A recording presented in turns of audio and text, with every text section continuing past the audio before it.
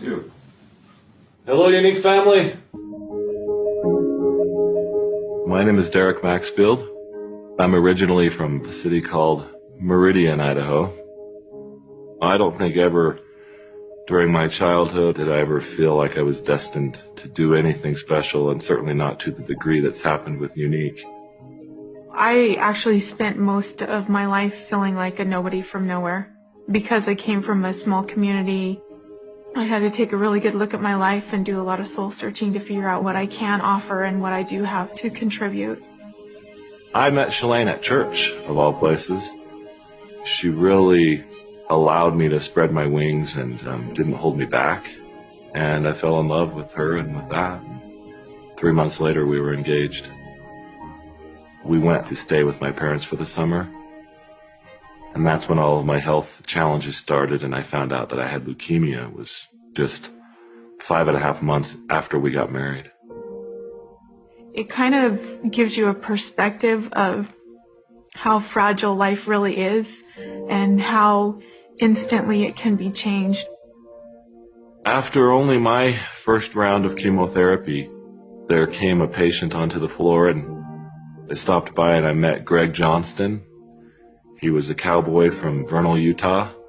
We formed a bond really quickly because I was his source of knowledge to know what he was about to go through. We both like citrus also, so. And Mentos. And Mentos. But he reacted to the treatments in a completely different way than I did. I started to accept that he wasn't going to make it. He would ask about my faith and what I wanted to do with my life after I was out of the hospital. The last time that I ever saw him, he came back to the hospital for my first checkup. And Greg was back in the ICU. I went into the ICU and I knelt down by his bed. And so I grabbed his hand and I said, Greg, I want you to make it back up to the floor one more time.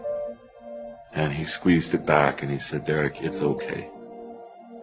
But he asked me to live for us both and to do something great with my life. I accepted it that day, but I had no idea how I would do that. He passed away soon after that. The thought of needing and wanting to do something great with my life, I think I had convinced myself that I had a long life ahead of me. It just wasn't possible for me right then. I got a job with a company here in Utah. They had a little basketball team, and we would go play every day for our lunch break. I came down, cracked skulls with the guy who I was guarding at the time, and we drove, of all places, to the same hospital where I had had all my treatments just a few years prior. I was in surgery for 5.5 hours. For the reasons that are only known to God, they put me in room 522, which was Greg's room. And I wasn't conscious enough or coherent enough to really know why I was there, but I knew I was back. And in that moment, that's the moment that really changed my life forever. Because I had a clear message to me, and it was exactly, Derek, you're right back in the same place. The same place, and you're using the same excuses. That moment changed my life. I was driven to no longer use excuses and to no longer think of the need to do something great as so far in the future. I started to change things. I got up at 4:45 in the morning and I worked on a software business that I'd been thinking about. I did that for 1.5 years.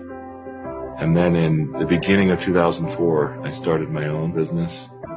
And that was the business that I sold in 2010. And I was thinking about what I wanted to do with my life.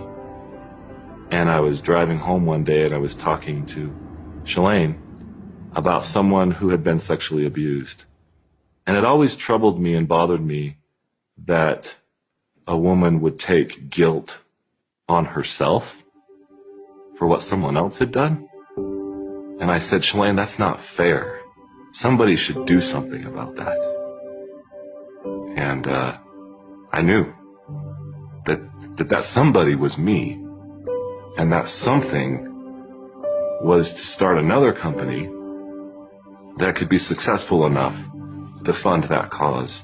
I totally felt the same frustration in her behalf that he did, and the shame and the guilt that affects their life so negatively is such an injustice. A very detailed thought came into my mind, and it was a retreat that was nestled in the mountains and a place for these women to begin a healing process. That clarity I knew could only come from God, because it had come just that quickly, and it came in an instant. And I started to work on those plans right away. I don't think that we could have even imagined what needed to be done. We were just focused on what we could do, and it has become more than we ever imagined it could be. We're trying to reach all of them through a message of hope, and a message that this is not your fault, and to have a chance for them to reclaim the hope that was lost and perhaps taken from them. We've had approximately 1,800 women come through the retreat. I see faces every time I hear the number. It's Sarah, and it's Heather, and it's Heidi, and it's Amanda. It's not just numbers for me, it's people.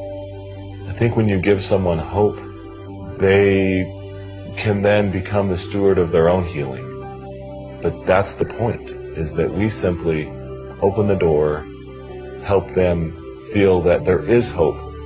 And that's the goal of the retreat. And I think that we are accomplishing that.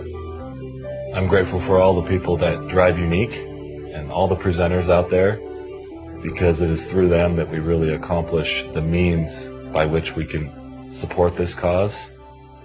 I think we're getting there, and I think that the army that we do have now is such a tremendous base. They are such a force for good.